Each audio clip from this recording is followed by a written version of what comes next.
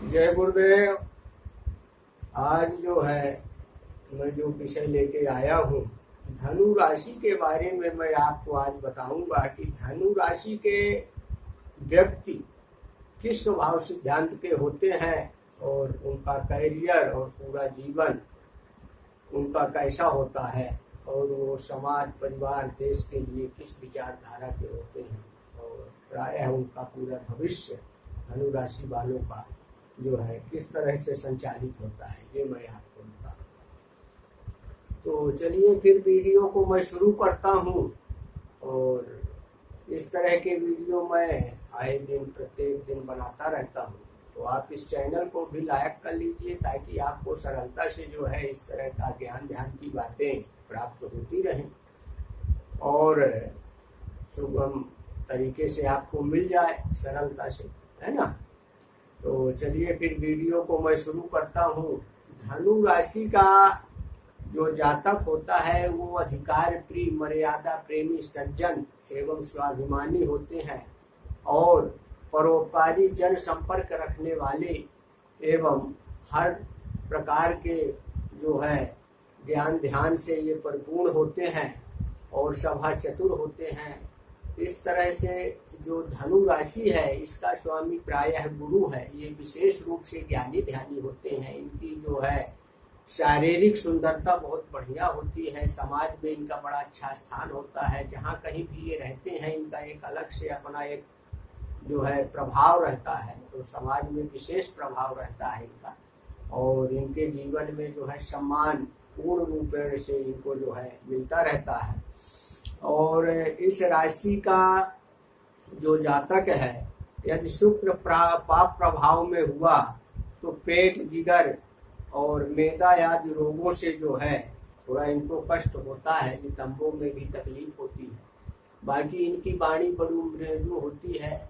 वाणी से कठिन काम ये वाणी के द्वारा जो है संपन्न कर लेते हैं और कोई भी निर्णय, गुरु चूंकि इनका स्वामी ग्रह है तो कोई भी निर्णय एक बुद्धिमान पुरुष के समान ये उसके सकारात्मक नकारात्मक दोनों पक्षों में गंभीरता से विचार करते हैं, इसके उपरांत ही लेते हैं।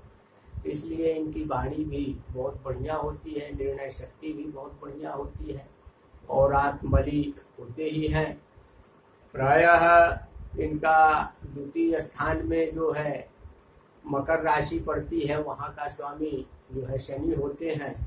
यदि जन्म कुंडली में शनि की स्थिति अच्छी हो तो ये विशेष धनाढ़ होते हैं, क्योंकि धनेश को कहीं अच्छे भाव भावेश में बैठना ही धनाढ़ का योग बनता है।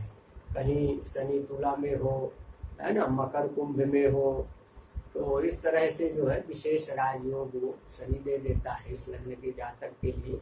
पारिवारिक इनका जो व्यवहार होता है बहुत बढ़िया रहता है। परिवार में इनको मान सम्मान मिलता है और परिवार के लोग इनको जो है काफी कदर करते हैं और परिवार के लिए ये भी बहुत कुछ जो है सोचते रहते हैं और परिवार के उत्थान के लिए ये बहुत आगे रहते हैं। आत्मबल पराक्रम इनका बहुत बढ़िया होता है। मेहनत में ये पीछे नहीं हटते हैं और जो है स्वदेश की दूर दूर की यात्रा करते हैं। आधुनिक संचार जितने तार, टेलीफोन, ये सब है, इनका भी इनको जीवन में लाभ मिलता है। अपने छोटे भाई बहनों से एक दूसरे के प्रति इनका लगाव बहुत बढ़िया रहता है। यहाँ का भाव कारक मंगल अगर जो है जन्म कुंडली में कहीं अपने राशि का है ना, और उच्च का है तो विशेष फलदाता हो जाता है। मेष का है तो इस तरह से इनका भाई बहनों का भी संबंध अच्छा रहता है और माता, मकान, भूमि, वाहन का इनको जीवन में पूर्ण सुख मिलता है। ये प्रायः अपने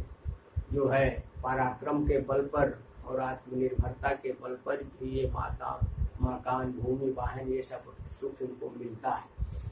इनकी शिक्षा उच्च स्तर के होती है क्योंकि गुरु इनका स्वामी ग्रह होता है और गुरु ज्ञान ध्यान का मालिक है ना, तो इनकी शिक्षा उच्च स्तर की होती है। प्रायः ये डॉक्टर, इंजीनियर, प्रोफेसर, लेक्चरार और बड़े बड़े उच्च वरिष्ठ पदों पर ये जो है देखने को मिलते हैं। और इनके जीवन में जो है खान पान को थोड़ा नियंत्रण रखना चाहिए क्योंकि शुक्र इनको जो है कई बार जो छठम भाव का स्वामी बनता है तो शुक्र बनता है। शुक्र कई बार जो है रोग व्याधियों को जन्म दे देता है, नितंबों में मूत्राशय में, इस तरह से कई जो है कष्ट ये देता है। और इनके जो है गुप्त रूप से शत्रु होते हैं, इनके सामने नहीं आते हैं, गुप्त रूप से षड्यंत्र करते रहते हैं, इसलिए इनको जो है शत्रुओं से भी थोड़ा सावधान रहना चाहिए, इनके शत्रु होते हैं। और इनका वैवाहिक जीवन बहुत ही अच्छा रहता है, और इनकी जो पत्नी है कुशल गृहिणी होती है, और इनका वैवाहिक जीवन सुचारू रूप से बड़े अच्छे ढंग से जो है निर्वाहन हो जाता है। आयु इनकी दीर्घायु होती है, क्योंकि अष्टम भाव का स्वामी जो है चंद्रमा बनता है, और गुरु का वो मित्र है। शास्त्रों में आया है कि यदि लग्नेश का मित्र अष्टमेश हो, अष्टमेश का लग्नेश, तो दीर्घायु होता है। तो ऑटोमेटिक ये दीर्घायु होते हैं, क्योंकि धनु राशि का जो स्वामी है गुरु है, और अष्टम का चंद्रमा। और इस तरह से ये थोड़ा विषैले जानवरों से थोड़ा सावधान रहे, जैसे कुत्ता है, सर्प है, तो कई बार इनसे थोड़ा सावधानी इनको रखना चाहिए।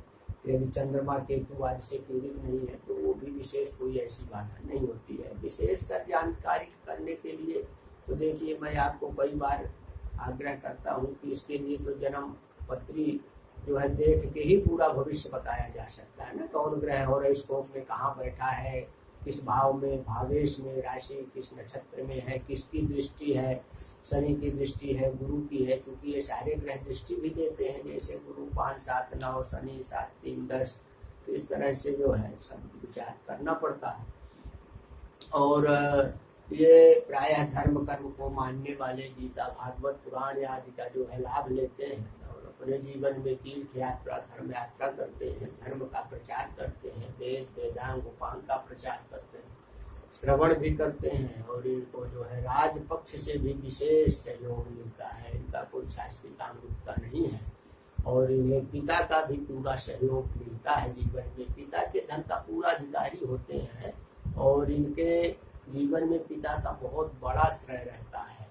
रहता तो हर किसी का है, पर इनको जो है विशेष जैसे धन संपत्ति पिता से इतनी मिल जाती है कि कई बार इनको जो है अपना काम चलता रहता है। एकादश भाव में इनकी शुक्र की राशि पड़ती है, वहाँ इनकी जो लाभ की स्थिति बनती है तो विशेष अच्छी रहती है।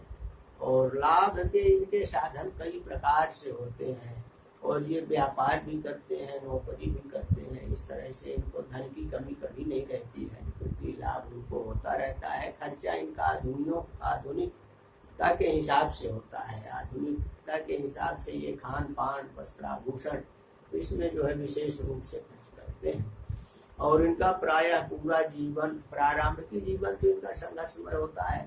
कम से कम 30 वर्ष के बाद ही ये विकास करते हैं। इनका जो भाग्योदय होता है 30-32 वर्ष के बाद ही होता है, और प्रायः ये धनवान, लक्ष्मीवान बनते हैं, और अपने आत्मबल पराक्रम के बल पर बनते हैं, और सभी के लिए बहुत कुछ सोचते हैं, देश के लिए भी ये शुभ होते हैं। इनको जो है चिंता रहती है, और समाज परिवार सबको लेके चलते हैं, और अपने जीवन में ये कठिन से कठिन कार्य को भी बड़े सरलता से कर लेते हैं। धातुओं को ये अर्जन करते हैं, सोना, हीरा, जवाहिरात जैसे धातु इनको जो है बड़ा प्रिय होती है, और ये अर्जन भी बड़े सरल तरीके से कर लेते हैं। संतान सुख इनको पूर्ण रूपेण मिलता है।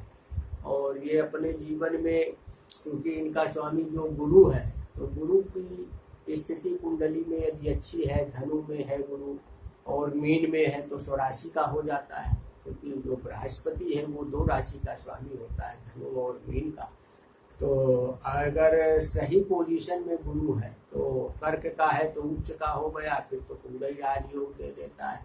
शास्त्रों में आया है कर्क का गुरु हो अगर धनु राशि वालों का, तो यदि मुस्तरी सुस्तरी कर कटे व कमाने, यदि चासम खोरा जमी आसमाने, तद ज्योतिषी क्या लिखेगा पढ़ेगा, हुआ बालक के या बालिका पातशाही करेगा। यहाँ तक जो है शास्त्रों में उल्लेख है कि कर्क का गुरु लक्ष्मीवान, धनवान, न्यायवान, और जो है ये सब उनको बड़े सरलता से जो है शिक्षा ज्ञान ध्यान देता है।